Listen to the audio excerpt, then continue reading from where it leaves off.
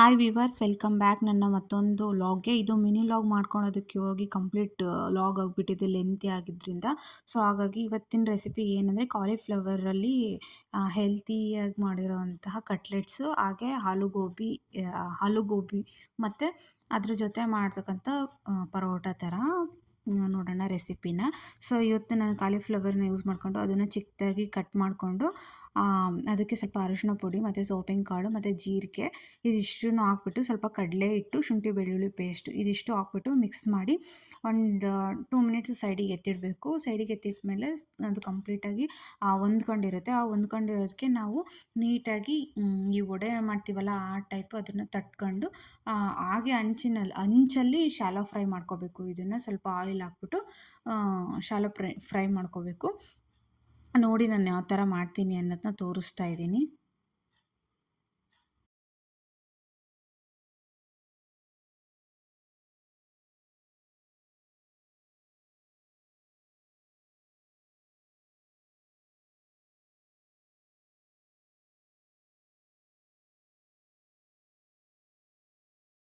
ತೆಗ್ದು ನೋಡಿದ್ರಾಗ ಈ ಥರ ಆಗಿರುತ್ತೆ. ಅದು ಹಿಟ್ಟು ಕಂಪ್ಲೀಟು ಹೊಂದ್ಕೊಂಡಿರುತ್ತೆ. ಅದನ್ನು ಈ ಥರ ತಟ್ಕೊಂಡ್ಬಿಟ್ಟು ಹಂಚ್ ಮೇಲೆ ಹಾಕ್ಬಿಟ್ಟು ಸ್ವಲ್ಪ ಎಣ್ಣೆ ಹಾಕ್ಬಿಟ್ಟು ತಿರುಗಿಸಿ ಶಾಲೋ ಫ್ರೈ ಮಾಡ್ಕೋಬೇಕು. ತುಂಬಾ ಚೆನ್ನಾಗಿರುತ್ತೆ. ಇದು ಹೆಲ್ದಿ ಬ್ರೇಕ್ಫಾಸ್ಟ್ ಕೂಡ ಆಗಿರುತ್ತೆ.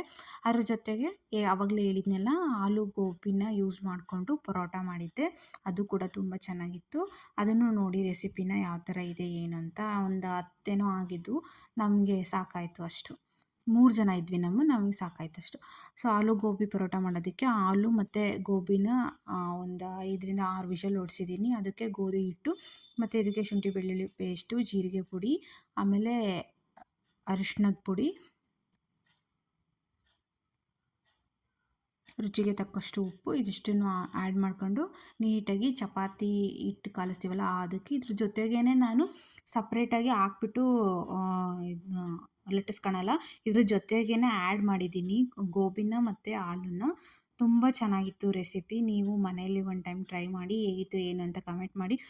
ಚಾನಲ್ನಲ್ಲಿ ಬರ್ತಕ್ಕಂಥ ವೀಡಿಯೋಸ್ನ ಯಾರ್ಯಾರು ನೋಡ್ತಾ ಇದ್ದೀರಾ ದಯವಿಟ್ಟು ಸಬ್ಸ್ಕ್ರೈಬ್ ಮಾಡಿಕೊಂಡು ವೀಡಿಯೋಸ್ ನೋಡಿ ಸಪೋರ್ಟ್ ಮಾಡಿ.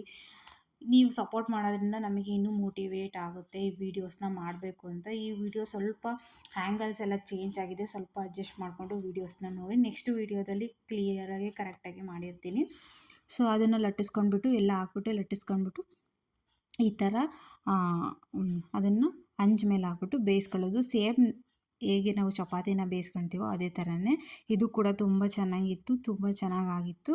ನೀವು ಮನೆಯಲ್ಲಿ ಟ್ರೈ ಮಾಡಿ ಅಂತ ಹೇಳ್ತೀನಿ. ಇದ್ರ ಜೊತೆಗೆ ಕಾಂಬಿನೇಷನ್ ಆಗಿ ಮೊಸರು ಹಾಗೆ ಉಪ್ಪಿನಕಾಯಿ, ಇದಕ್ಕೆ ಯಾವುದೇ ಥರ ಗ್ರೇವಿ ಬೇಕು ಅನಿಸಲ್ಲ, ಮೊಸರು ಮತ್ತು ಉಪ್ಪಿನಕಾಯಿ ಸಾಕು. ಆವತ್ತು ಇಂಡಿಯಾ ಪಾಕಿಸ್ತಾನ ಕ್ರಿಕೆಟ್ ನಡೀತಾ ಇತ್ತು. ನಾವು ಅದು ಸಖತ್ ಎಂಜಾಯ್ ಮಾಡ್ಕೊತ ನೋಡಿದ್ವಿ ಆ ಕ್ರಿಕೆಟ್ನ. ತುಂಬಾ ಚೆನ್ನಾಗಿತ್ತು. ಸಿಗ್ತೀನಿ ನೆಕ್ಸ್ಟ್ ವ್ಲಾಗಲ್ಲಿ. Until then keep watching. ಬಾಯ್.